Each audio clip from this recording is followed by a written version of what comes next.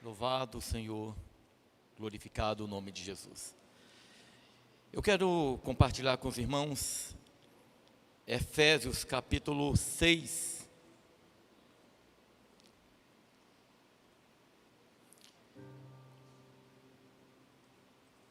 Efésios capítulo 6. É bom ver a irmã Andréia. Seja bem-vinda. Glória a Deus. Ali, né? Seja bem-vinda também, irmã. Que bom vê-los. O irmãozinho ali, seja bem-vindo.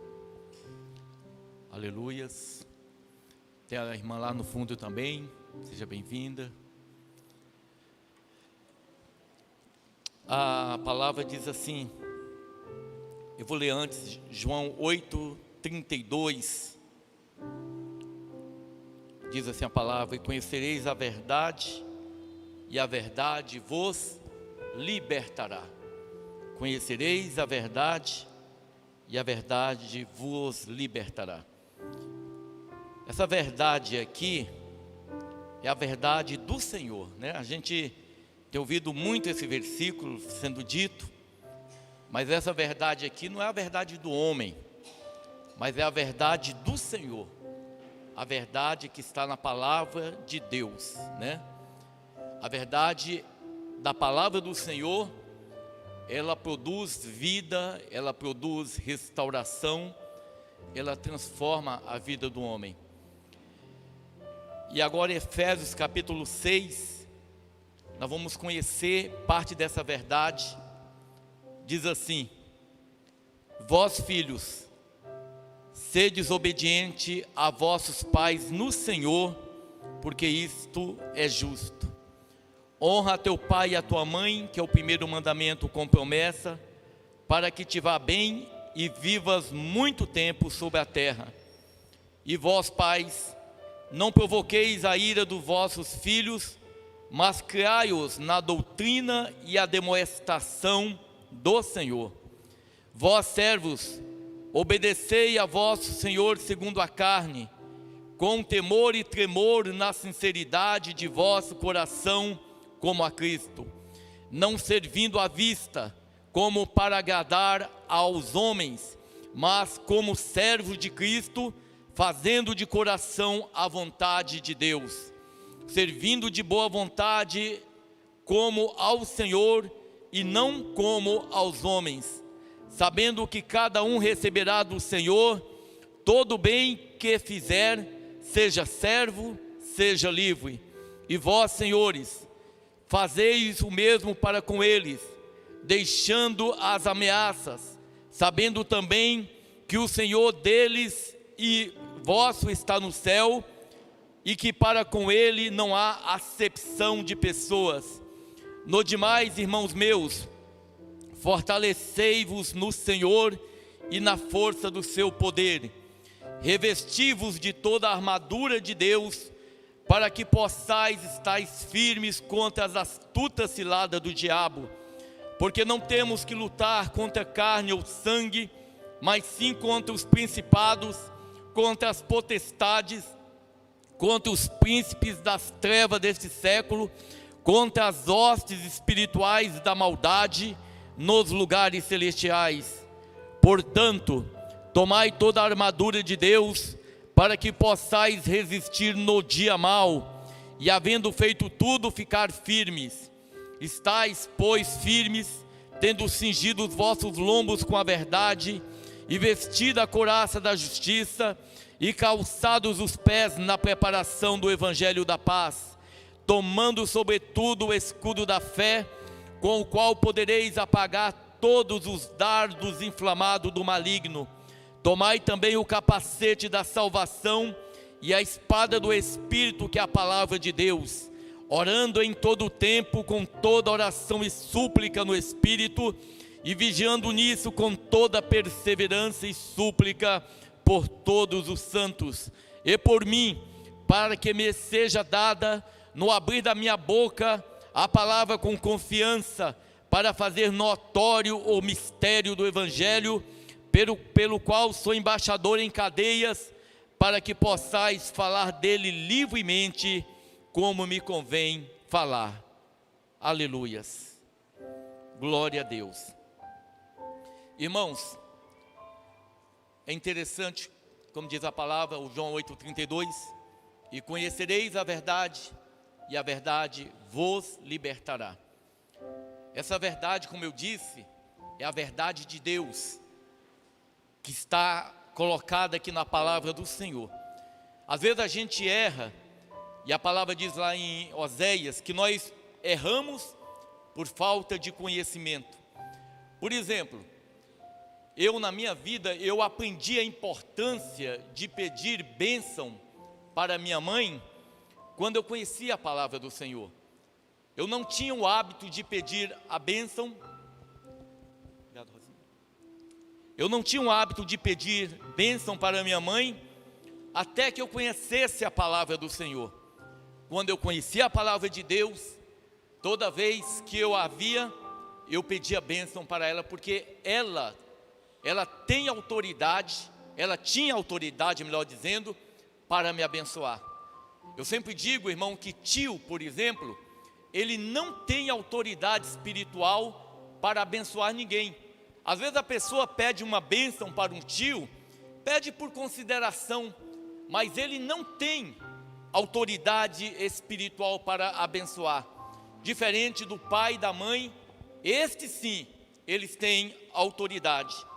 Por exemplo, quando nós não conhecíamos a palavra do Senhor, nós tínhamos um hábito de alimentar de qualquer coisa. Mas quando a gente conhece a palavra de Deus, por exemplo, e a gente olha a palavra lá no livro de Atos, capítulo 15, a Bíblia fala, por exemplo, a respeito daquilo que nós podemos comer. Isso aqui não estou falando do Velho Testamento, eu estou falando do Novo Testamento. Foi uma ordenança dada a Deus para a igreja. Em Atos capítulo 15, a partir do versículo 28, diz assim a palavra de Deus: na verdade, pareceu bem ao Espírito Santo e a nós, não vos impor mais encargo algum, senão estas coisas necessárias, que vos abstenhais das coisas sacrificadas aos ídolos, e do sangue, e da carne sufocada, e da fornicação. Destas coisas farei bem, se vos guardardes, bem vos vá. Então a palavra de Deus para a igreja do Novo Testamento, para nós hoje, a palavra nos orienta a não comer comida sacrificada aos ídolos, a comer sangue, a carne sufocada. A palavra manda nos abster da fornicação, que é a relação sexual fora do casamento, e dessas coisas nós nos devemos nos guardar, diz a palavra de Deus. Talvez muitos de nós, em outro momento, comia carne sufocada. Eu me lembro, quando era menino, de ver as pessoas, quando iam matar uma galinha, elas quebravam o pescoço da galinha, e a gente comia aquele tipo de carne, por não ter conhecimento da palavra. E eu estou dizendo, irmão, isso aqui é do Novo Testamento, foi uma orientação de Deus para a igreja do Novo Testamento.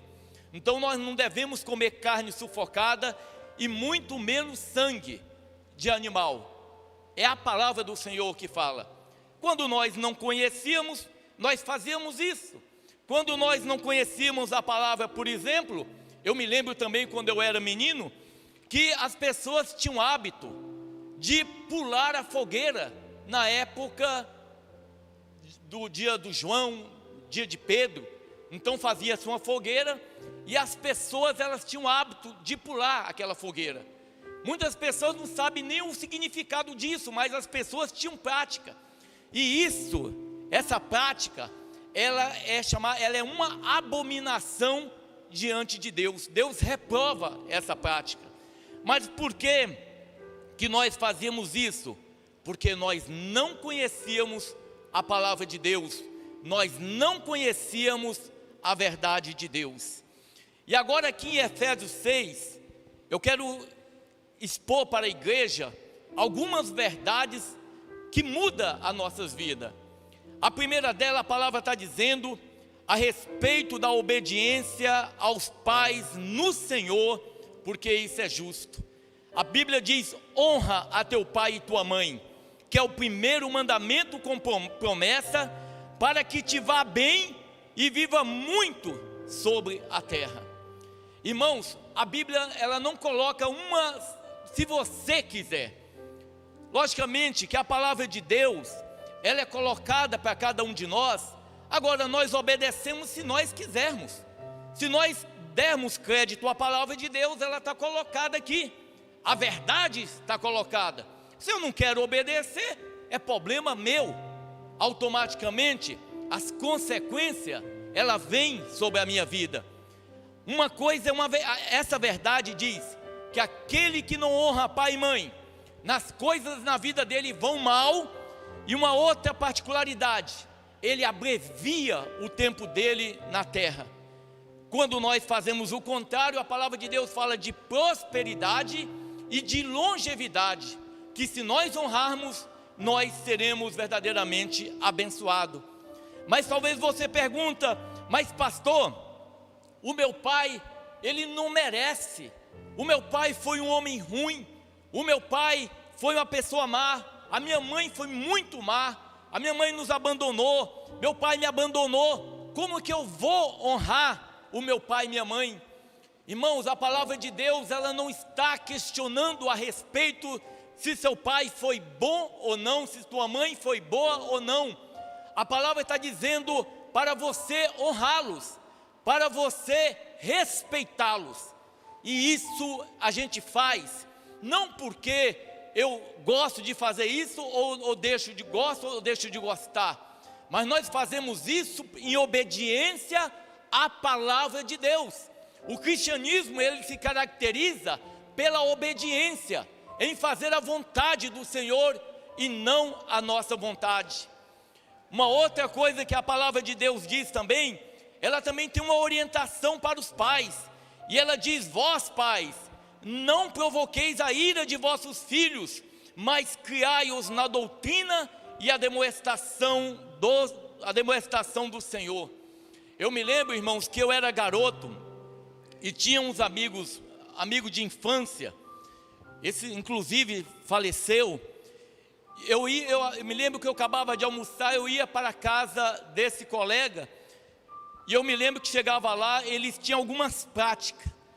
Nessa família, por exemplo, eu me lembro de uma pinhola que ficava na parede.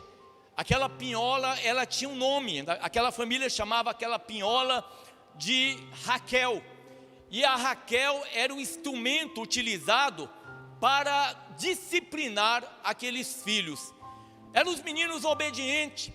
Eu me lembro que eu não tinha determinadas práticas na minha vida, que era coisa que é ruim, que não me foi me ensinado. Por exemplo, levantar pela manhã e deixar a cama arrumada, né? Eu não tive essa prática, aprendi isso no quartel. Durante o período que eu tive no quartel, eu adotei essa prática, mas não foi me ensinado. Mas eu me lembro desses colegas que eram corrigidos pela Raquel, que eles tinham essa prática de arrumar a cama, arrumava a cama, eles iam trabalhar. Mas irmãos, todo esse ensinamento que foi dado a eles, foi um ensinamento não proveniente de um respeito, mas proveniente talvez de uma violência, porque se não obedecesse quando criança, a Raquel, uma pinhola de bater em animal, era usada para a correção. E aqueles meninos, logicamente, todos trabalharam, viveram, mas dessa família, alguns já partiram, alguns morreram, pessoas jovens. Infelizmente, a matriarca dessa família teve o desprazer de enterrar 2 desses filhos. A palavra do Senhor nos mostra que nós devemos ensinar os nossos filhos, não pelo medo, não aborrecendo nossos filhos, mas na sinceridade, no temor, e diz a palavra, volta aqui, na doutrina e a demonstração do Senhor. Então o que nós temos que ensinar é de acordo com a doutrina. Eu sempre tive na minha mente nessa caminhada, irmãos, quando os meninos meus pequenos, quando o Mateus estava no ventre da Eliene, quando a Jesquinha pequena, a gente vinha para a igreja, e uma coisa eu nunca deixei na minha vida, eu sempre tive essa preocupação de não deixar meus filhos longe do Senhor. Então, o Mateus participava de vigílias na igreja no ventre da Eliene. Posteriormente, o Mateus nasceu, a Eliene engravidou, e o Natan também participava nas vigílias no ventre da Eliene. Então eu tive sempre essa preocupação de não deixar meus filhos longe do caminho do Senhor. Eu sempre tive essa questão. Algumas coisas a gente, talvez, às vezes eu falo que algumas coisas era tão importante em nossas vidas, talvez às vezes hoje a gente acaba até negligenciando. Mas eu me lembro dos meninos, a Eliene, a gente está orando, e eu tinha também uma preocupação naquela época, para que eles vissem eu e a Eliene joelhados e nós orando. Eu queria que eles vissem que o pai dele e a mãe dele orassem. Muitas vezes eu não estava em casa, o Mateus entrava no quarto, o Natan, a Eliene de joelhos falando com Jesus, e eles subiam em cima dela e ficavam brincando. Mas eles cresceram dentro dessa verdade, dentro desse temor da palavra do Senhor. Irmãos, enquanto nós muitas vezes olhamos hoje e assistimos muita gente chorando pelos filhos, eu tenho um privilégio hoje, irmão, de ter os meus filhos servindo a Deus, servindo ao Senhor. Eu sei que alguns irmãos vieram para Jesus posteriormente.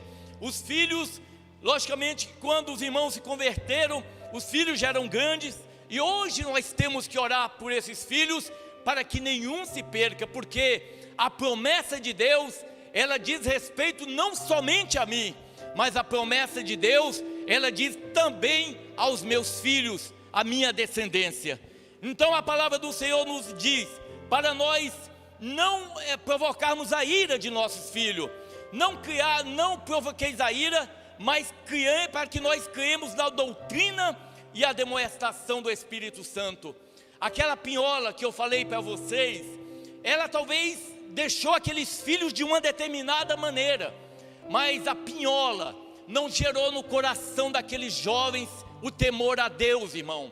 A doutrina, a palavra do Senhor não foi enxertada no coração deles.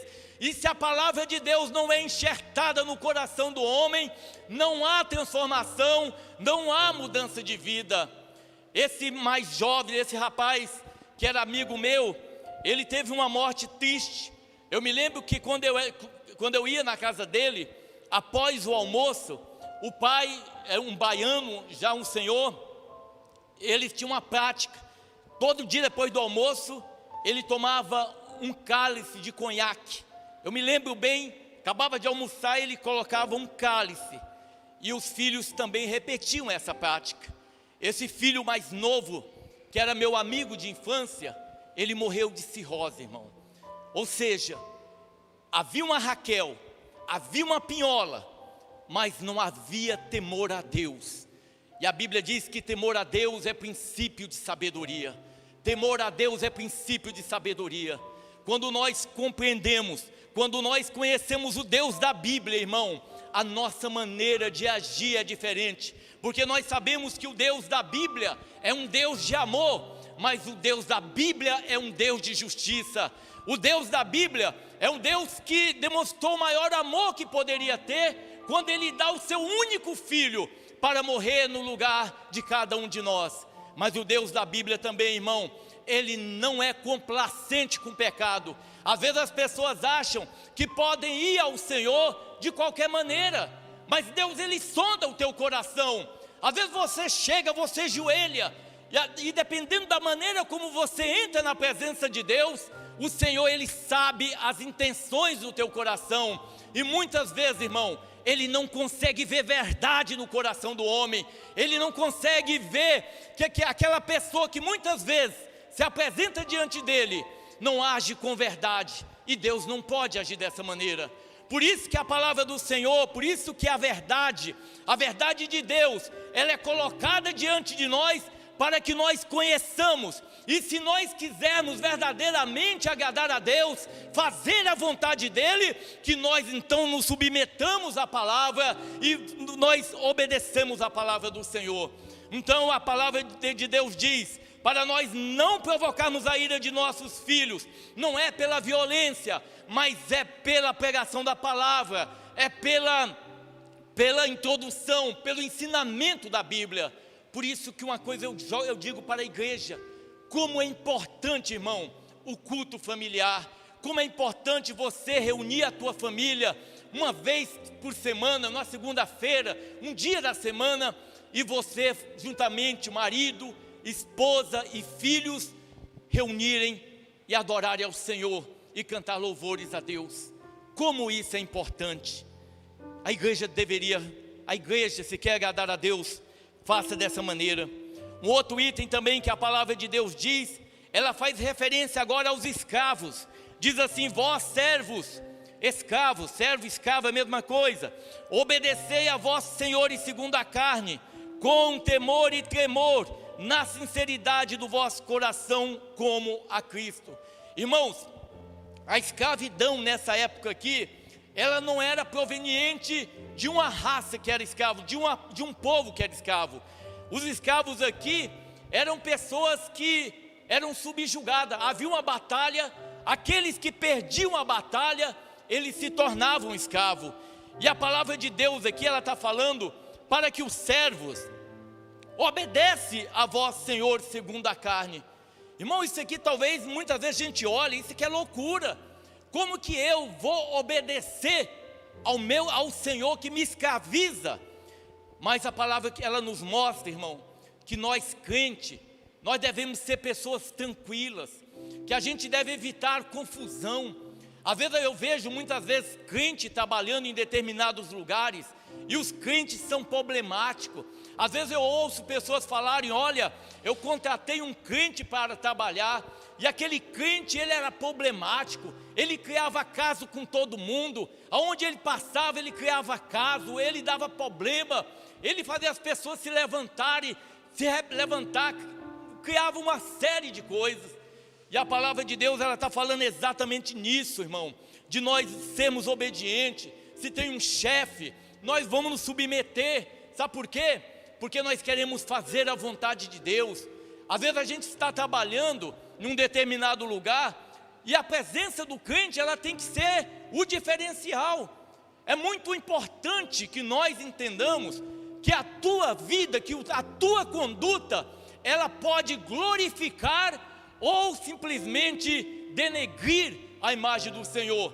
Porque o ímpio, porque aquele que não crê na palavra de Deus, como a Jéssica esteve falando aqui, muitas vezes eles não leem a Bíblia, eles não conhecem ao Senhor Jesus como nós conhecemos. Nós bem sabemos em quem nós temos crido, mas essas pessoas olham para a nossa conduta, as pessoas nos observam. O Ander está na sala de aula estudando, as pessoas ficam observando ele, comenta a respeito dele, pelo testemunho, pela conduta, irmão.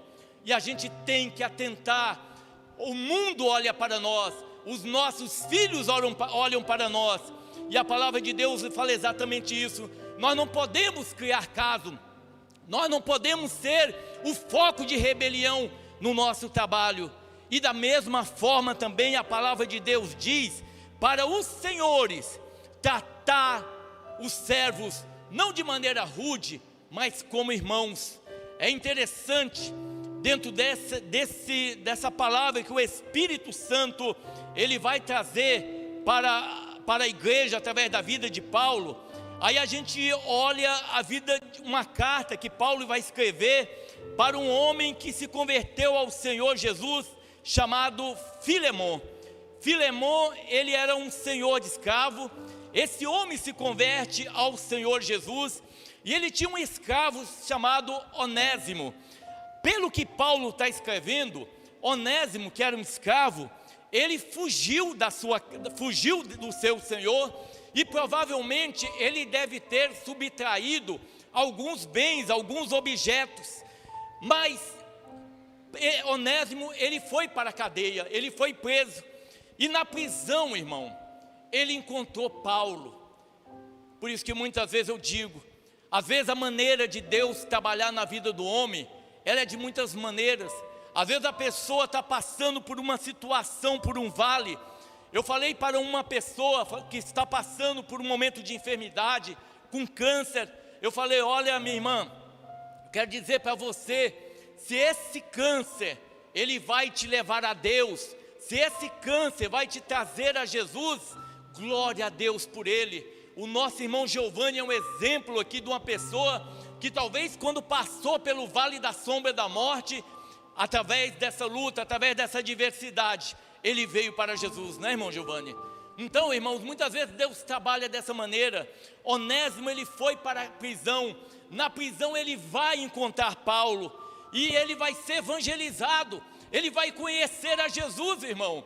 E o homem que conhece a Jesus, ele é transformado. O homem que conhece a Jesus, ele experimenta mudança de vida, ele experimenta algo diferente na vida dele.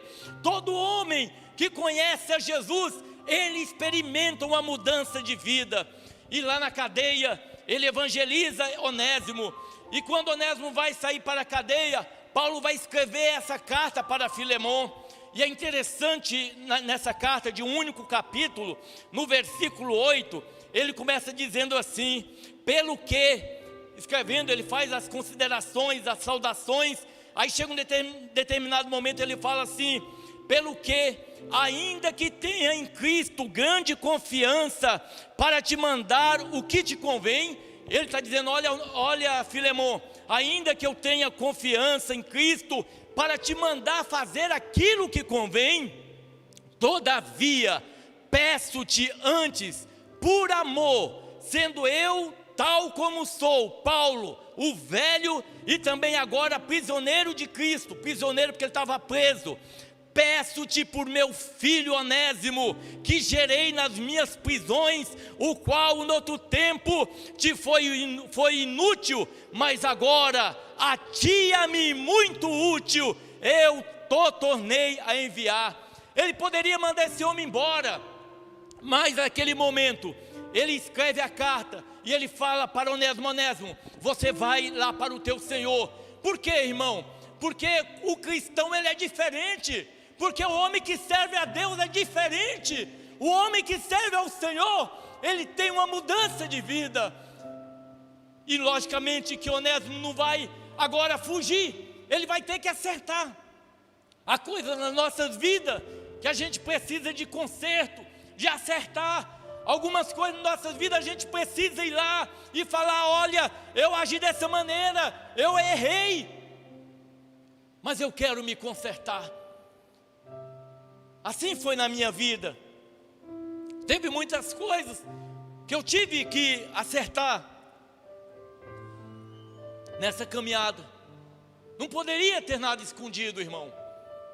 E eu precisava fazer isso. Não vou dizer que todos têm que fazer, mas na minha vida eu tive que fazer.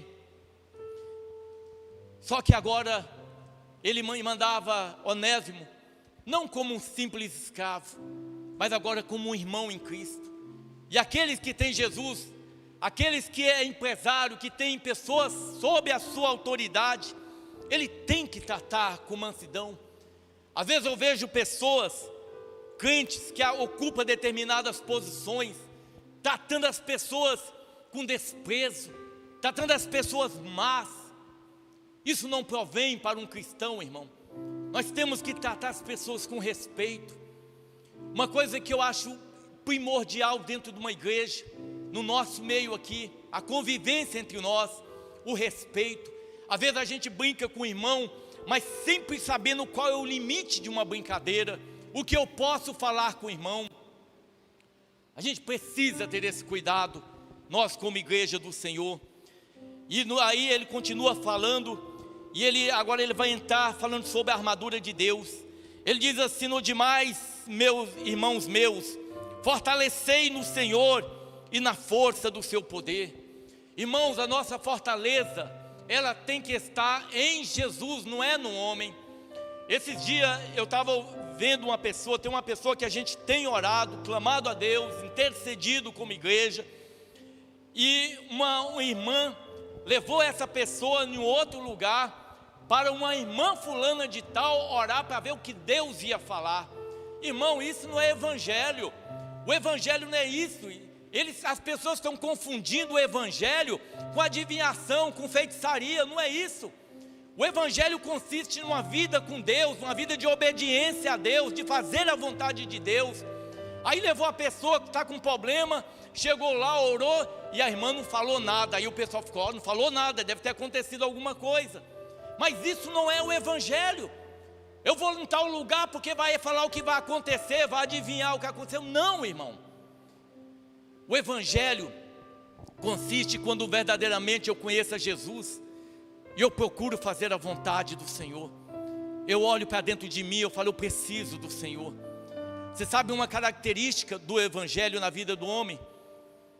Uma das características do evangelho é que quando o Senhor Jesus ele entra nas nossas vidas, a gente vê a nossa condição. Eu falava isso aqui com os irmãos ontem. Quando o Senhor Jesus ele entra na casa de Zaqueu, Zaqueu era um publicano, cobrador de imposto, odiado. Ele era odiado, sabe por quê?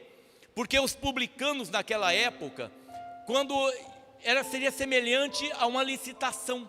Tipo assim, o Estado ia licitar essa região do Morada do Ouro, e as pessoas iam fazer uma oferta.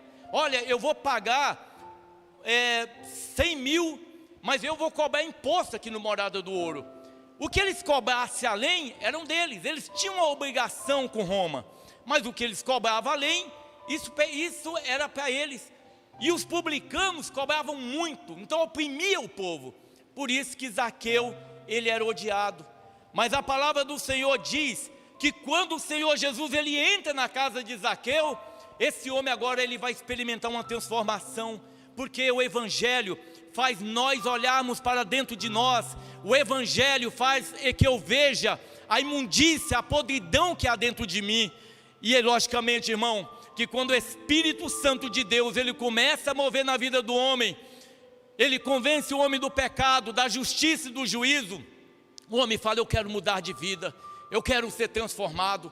Zaqueu ele reconhece a condição dele, ele fala para Jesus, olha, se eu tenho defraudado alguém, eu quero devolver quadruplicado, porque é isso que o Senhor Jesus faz.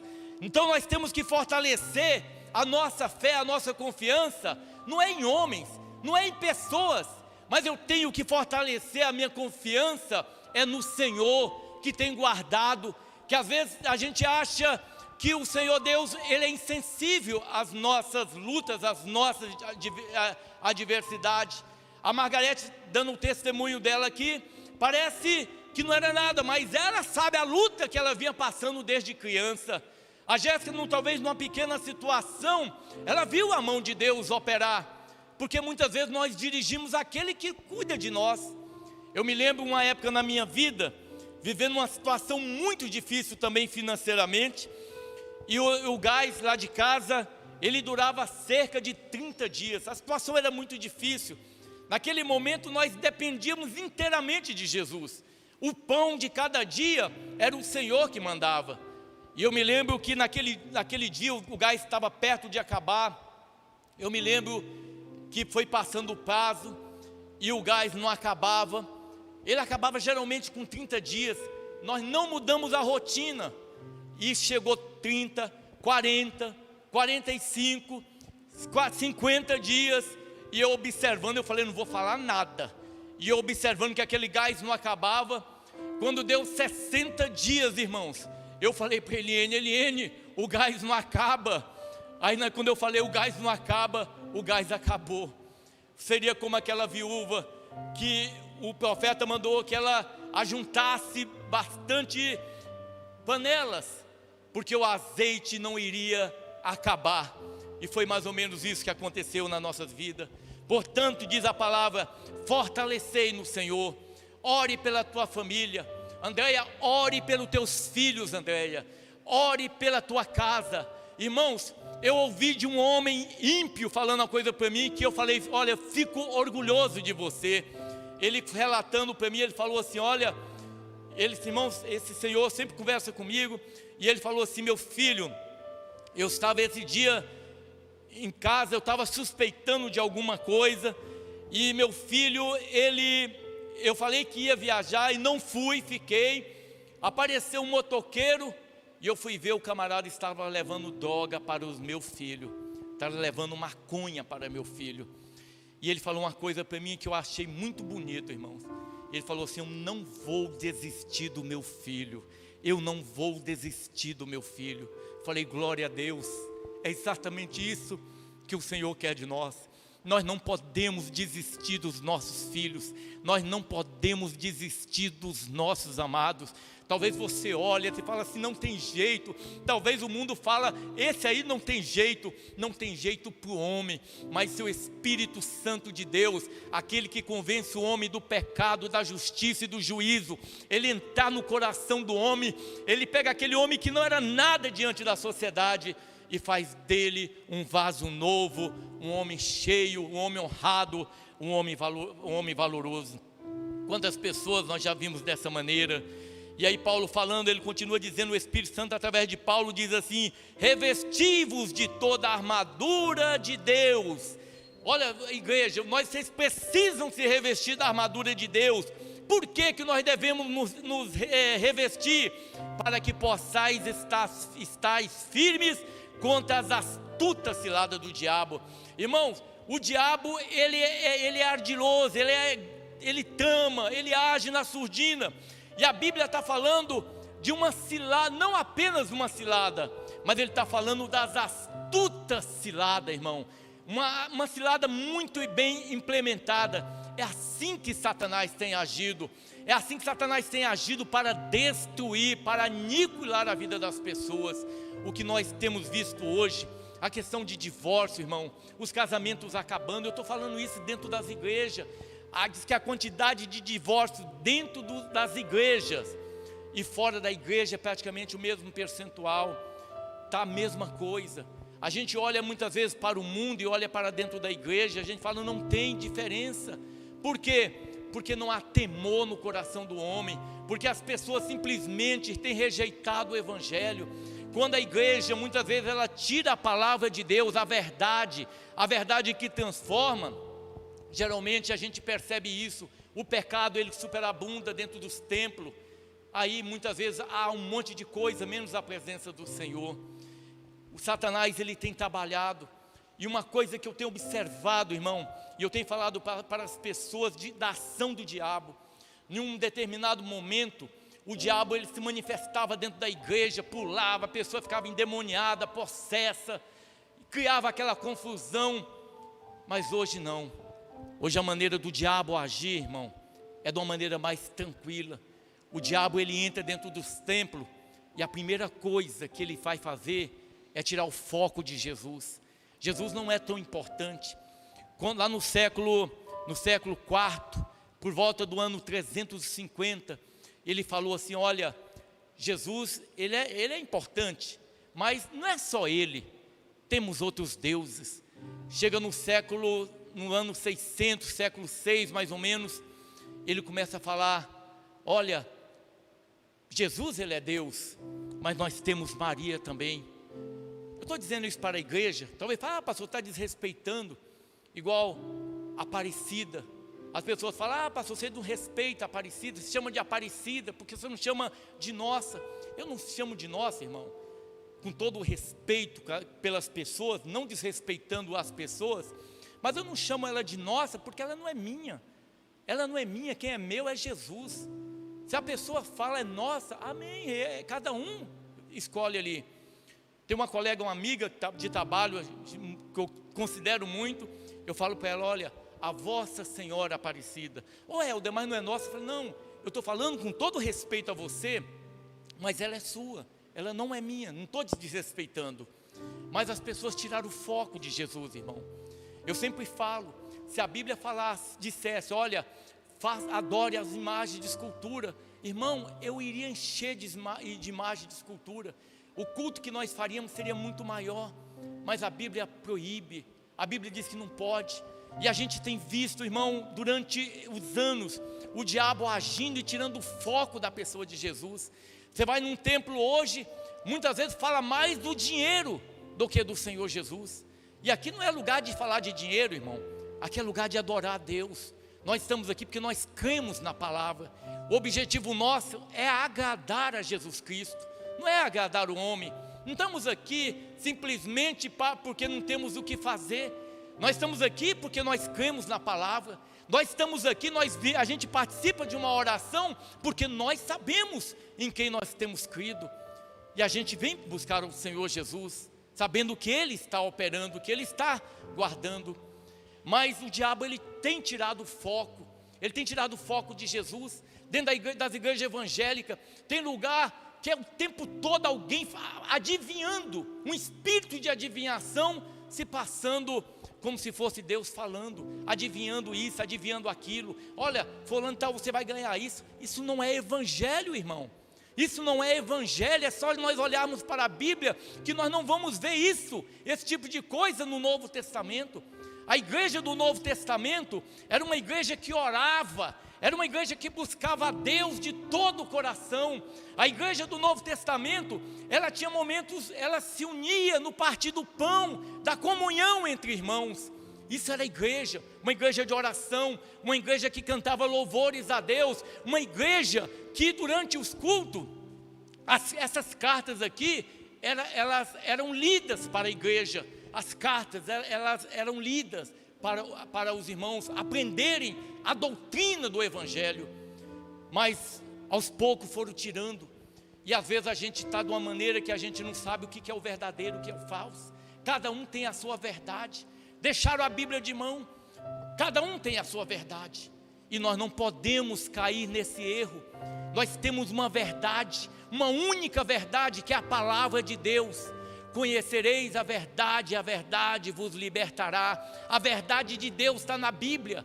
Eu não tenho que ir buscar uma outra verdade, ou tentar usar texto fora de contexto para justificar uma verdade que eu acho que deve ser pregada. Não é dessa maneira, irmão. Mas Satanás, com as suas astutas ciladas, ele tem trabalhado, ele tem tentado tirar o homem da presença do Senhor. E muitas vezes, irmãos, nós estamos vendo a degradação. Temos olhado hoje a família tem sido bombardeada. A família do modelo estabelecido por Deus, pai, mãe, filhos, isso é família.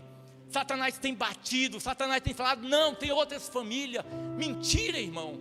Nós como igreja não podemos aceitar isso. Nós como igreja, nós temos que nos posicionar como igreja do Senhor. Falar, olha, essa é a verdade, e nós cremos nessa verdade. O diabo tem falado, tem dito, olha, você pode matar teu filho no ventre da tua mãe. Mãe, você pode matar essa criança aí, o corpo é teu, você tem liberdade de matar. Isso é mentira, irmão, isso é homicídio. O aborto é um homicídio. Quem mata uma criança com um dia, aquela criança com um dia é uma vida. Quem faz isso comete um homicídio, um assassinato. E tem muita gente que não vai ter a oportunidade de arrepender. Eu glorifico muito a Deus, porque a nós, irmãos, com todos os erros que nós cometemos no passado, o Senhor deu a graça a nós, de nos arrependermos. Isso é de Deus. A Bíblia diz que o meu pecado pode ser vermelho como um carmesim, mas Ele os torna branco como a neve. Isso é de Deus na nossa vida. Alguém estava comentando, conversando comigo, sobre a questão, eu falei para uma pessoa, falei, olha, às vezes o indivíduo, ele pega uma arma, e ele ceifa, mata uma pessoa. Aquele que morreu, dependendo do estado dele, acabou. Se ele não tinha uma vida com Jesus, ele vai para o inferno. Agora aquele que matou, irmão, a ele pode se arrepender. Ele pode se arrepender e voltar para Jesus. Se o Senhor Jesus alcançá-lo, ele pode vir para Jesus e ter os seus pecados perdoados. Logicamente que a consequência do erro, ela vem. O indivíduo cometeu um erro, ele paga. Mas o Senhor apaga os pecados. Deus faz isso. O Senhor faz isso. Então a palavra está dizendo para nós nos revestirmos, para que nós estejamos firmes contra as astutas ciladas do diabo. Se nós não vigiarmos, se nós não tivermos cuidado na caminhada, a gente vai perder as bênçãos de Deus. Se nós não tivermos uma vida santa, irmão, deixa eu dizer, irmão, o diabo tem falado que santidade não é importante, santidade é essencial. O homem que não é santo, o homem que não tem uma vida, o homem que não rejeita o pecado, ele não tem comunhão com Deus. Um homem que vive na prática do pecado, um homem que faz coisas que não agradam a Deus, ele ajoelha e Deus não ouve a oração dele, e Deus não responde ele, irmão. Se você quer agradar a Deus, toma uma posição diante do Senhor, abra mão. Às vezes tem algo nas nossas vidas que a gente tem que clamar ao Senhor para que Deus tire de nossas vidas. Tem pessoas que elas são maldizentes, pessoas que falam mal da vida dos outros o tempo todo, irmão. Você sabe, quando a gente fala mal do nosso próximo, o Senhor Deus, ele entristece o coração do Senhor, e esse mal, ele vem dentro da nossa casa. Eu falei para uma pessoa esse dia, falei, gente, olha, eu jamais vou desejar o mal para quem quer que seja. Sabe por quê? Porque eu tenho medo de Deus jogar esse mal que eu desejo para alguém, o Senhor jogar dentro da minha casa, irmão.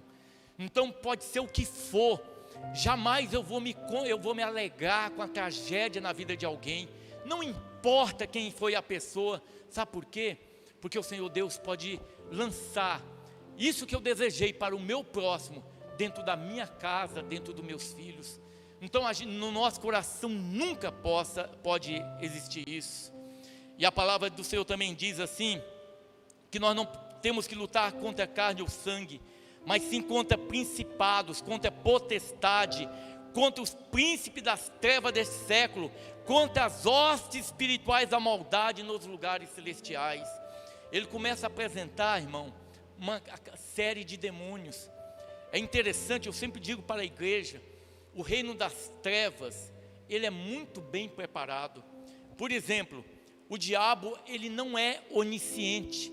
A onisciência é um atributo de Deus, mas o reino das trevas, ele sabe tudo o que se passa. Por quê? Porque em cada lugar tem demônios, e esses demônios conhecem a cada um. Esse demônio, por exemplo, ele passa em determinado lugar e fala, aqui é meu, esse fulano de tal aqui é meu, essa família aqui é minha. Ele não preocupa. Às vezes nós como igreja, se nós nos enveredássemos para o mundo, para fazer as coisas do mundo, irmão, o diabo falaria, não, pode deixar esse templo aqui aberto, manda a gente para lá, porque ali não prega a palavra, porque ali não tem compromisso com o evangelho, pode deixar. Agora, quando uma igreja, irmão, ela se propõe a fazer a vontade de Deus, obedecer a palavra do Senhor, a luta não é fácil, é uma luta espiritual, é uma luta, é uma guerra ferrenha contra Satanás, contra os demônios. A Bíblia enumera principado, potestade, príncipe das trevas, hostes espirituais da maldade. Essas hostes espirituais da maldade são os demônios que atuam no candomblé, na macumba, aqueles demônios que o pessoal chama eles de vários nomes aí, que não tem na Bíblia. São esses demônios que vêm para destruir família, que vêm para causar contenda, trazer briga entre a família, entre irmãos, trazer contenda entre marido e mulher. São esses demônios, irmãos, que estão atuando, que estão aí, que é cultuado. A irmã Maria falou uma coisa muito interessante. As pessoas começaram a divulgar, eu creio que os irmãos devem ter recebido um negócio assim no WhatsApp, olha, vamos orar porque dentro do carnaval, eles estão homenageando, todo mundo está homenageando os demônios. E ela fala uma coisa muito interessante, que eu concordo plenamente. Fala, orar por quê? O carnaval é do diabo, o carnaval é desse mundo. O que não pode é nós assistirmos carnaval, irmão. O que não pode é nós participarmos disso. O que não pode é um cristão assistir Big Brother, cheio de imoralidade, para contaminar nossos filhos, contaminar nossas vidas. Isso nós não podemos. Isso nós temos que nos abster para não pecar contra Deus. Muitas vezes uma coisa que você vê, às vezes o pai, por exemplo, pega o celular e dá para o filhinho de 2 anos, 3 anos, é inofensivo, mas de repente, esse povo é tão maligno, que vem uma cena de pornografia, irmão, e uma cena que uma criança de 6, 7 anos, ele vê, o efeito na vida dele é terrível. Aquilo vai causar danos na vida dele, na vida como homem, como adolescente, como homem. Por quê? Porque ele contemplou uma cena maligna. Eu falo assim, se eu tivesse, meu filho fosse pequeno, eu não daria um celular para meus filhos. Eu não daria um celular. Os males que esse negócio faz é muito maior do que os benefícios. E nós temos que tomar cuidado, irmão. Nós temos que tomar cuidado para não perder as nossas famílias. Às vezes a gente tem acompanhado pessoas chorando, pais chorando, o desespero, irmão. Como a irmã que sempre fala com a Eliane, que a filha única, viciada em crack, tem 3 filhos, uma luta tremenda, aquela mãe chorando por aquela filha. Irmãos, se nós não cuidarmos de nossas casas, irmão, nós podemos perder os nossos filhos, nossos netos. E eu digo uma coisa para a igreja, sabe aonde você tem que trazer teus filhos? É aqui, irmão. Tem que trazer teus filhos para a igreja. Não pode deixar em casa, tem que trazer, isso é fundamental. Aí a palavra de Deus, ela fala sobre a armadura, e a armadura ela tem algumas particularidades. Primeiro, ela fala assim, olha, portanto tomai toda a armadura de Deus, para que possais resistir no dia mau. Irmãos, nós passamos pelo dia mau. Às vezes a gente passa, a gente não gostaria não. O dia mau é um dia que você vai no médico, e chega lá, você está bem, você foi fazer um exame, uma mamografia, um exame de próstata, e chegou lá, o médico falou assim, olha fulano, eu tenho uma notícia ruim para você. Foi detectado um tumor, um pequeno caroço aqui, você vai ter que fazer uma cirurgia. Esse é o dia mau, irmão. O dia que você estremece a perna, porque nós não estamos esperando um dia como esse, e a gente se angustia. Esse é o dia mau. Por isso a palavra de Deus diz, tomai a armadura de Deus, para que possais resistir no dia mau, e havendo feito tudo, ficar firme. Estais, pois, firme, tendo cingido vossos lombos com a verdade. Temos que cingir os nossos lombos com a verdade. A Vilma passou pelo câncer, né, Vilma? Tem mais de 5 anos já, né? 7 anos, irmão. E o estado seu era alto, né? Era nível 3, né, Vilma? Nível 4, irmão. Nível 4. A Vilma está aqui para a glória do Senhor. A Eliane passou pelo câncer. Irmão, a Eliane passou pelo câncer. A Eliane nunca deixou de vir à igreja, irmão. Ela tomava quimioterapia, ela estava na igreja. Lutas, adversidade. Mas a gente tem que se revestir do Senhor, com a verdade, a palavra de Deus, orando a palavra. Eu creio na palavra. Você crê verdadeiramente em Jesus, irmão? Você crê em Jesus?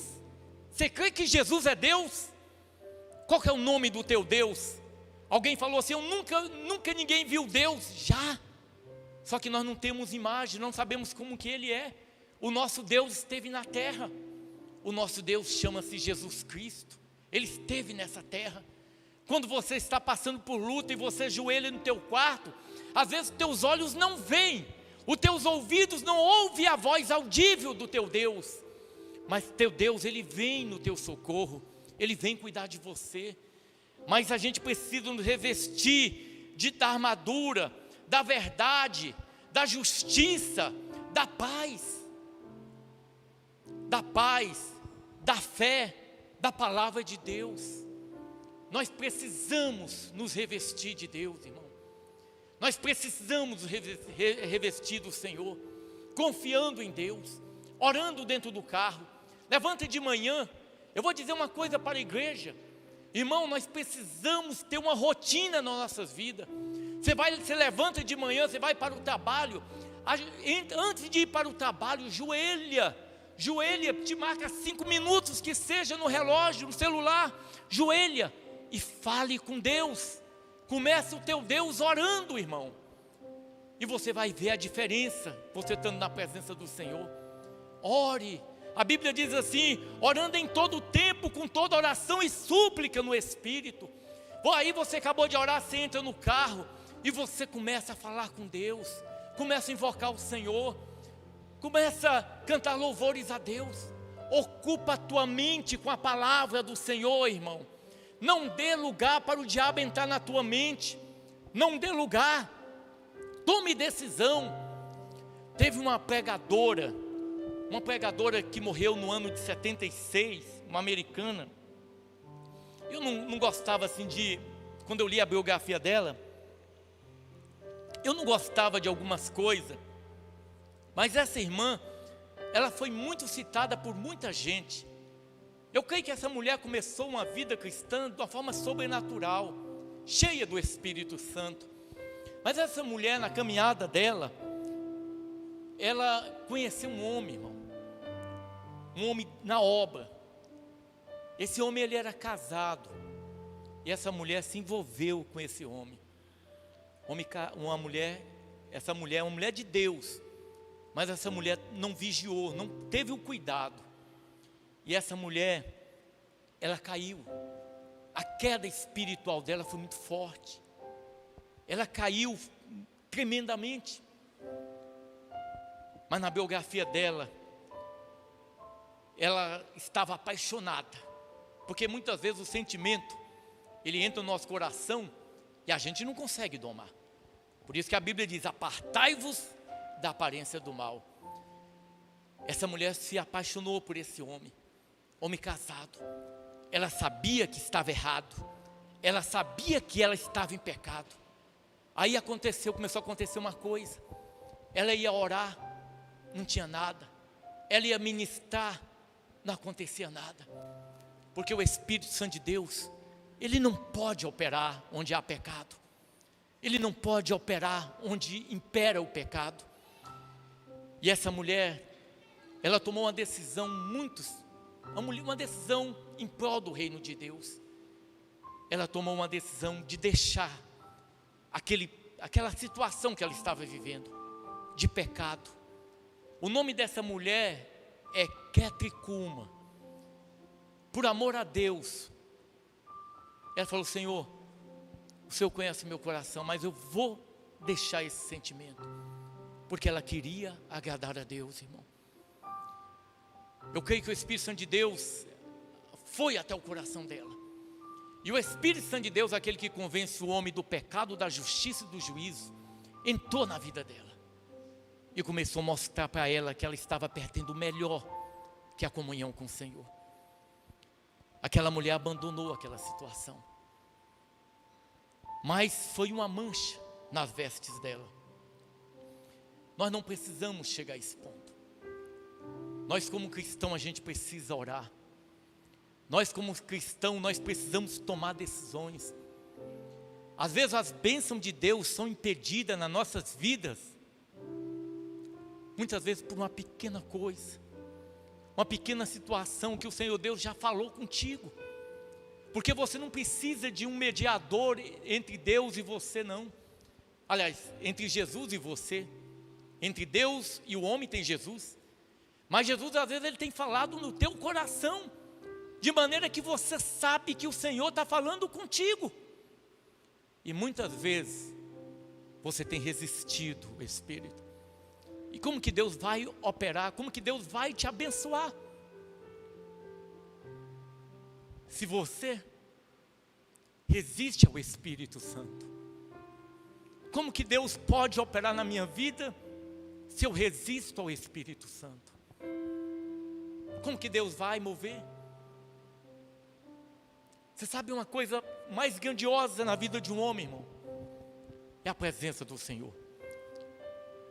Nós estamos aqui, nós vamos embora para os nossos lares, e quando você chegar na tua casa, você vai deitar, você vai sentir uma paz tão grande na tua alma. Você fala: que paz que eu tenho na minha alma.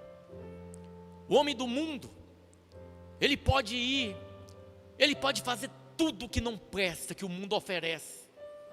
Sexo ilícito, bebedice, drogas, tudo que ele quiser ele pode fazer. Acabou, a tristeza volta intensa na alma dele. Aquela tristeza, aquele desânimo. Diferente de nós, irmão, que fazemos escolha por Jesus, que tomamos a decisão a cada dia pelo Senhor Jesus. E aí quando nós começamos a tomar decisões por Jesus, até a maneira de orarmos é diferente. Eu conheço um crente pela oração. A maneira como o crente ora, eu sei se ele conhece a Jesus ou não. O homem que conhece a Jesus, que experimenta Jesus, a oração dele é diferente. Ele tem um prazer na vida dele, que é agradar a Jesus. É um privilégio, é o maior privilégio que alguém pode ter, é ter Jesus. Você foi escolhido, você não está aqui por acaso, você não é fruto do acaso, você está aqui porque o Espírito Santo de Deus te trouxe. Mas você faz a escolha, irmão, você faz a escolha de obedecer, de fazer a vontade do Senhor Jesus. Você pode chegar hoje e falar assim: eu não quero isso para mim. É uma decisão tua, porque o Espírito Santo de Deus, ele é educado. A palavra do Senhor diz assim em Apocalipse 3, era uma igreja rica, uma igreja bonita, só que Jesus não estava dentro dessa igreja. E ele diz assim: eis que estou à porta e bato. Ele estava batendo na porta, porque ele não estava dentro daquela igreja. E ele diz: eis que estou à porta e bato. Se alguém ouvir a minha voz e abrir a porta, eu entrarei em sua casa e cearei contigo e você comigo. Jesus, ele está te chamando, ele está te oferecendo vida eterna, ele está te oferecendo a maior alegria que esse mundo jamais se imaginou que pudesse existir. Mas ele requer que ele seja o teu Deus por inteiro. O Senhor não vai dividir a glória dele com nada. Orando em todo o tempo, com toda oração e súplica. Eu sou muito grato a Deus pela bondade dele. Sei que não é pelo nosso merecimento, mas é pela bondade dele, irmão, que nós estamos aqui confiando nesse Jesus, sabendo que ele está aqui, sabendo que a presença dele está aqui. Nós sentimos a presença de Deus. Nós vamos participar agora de um momento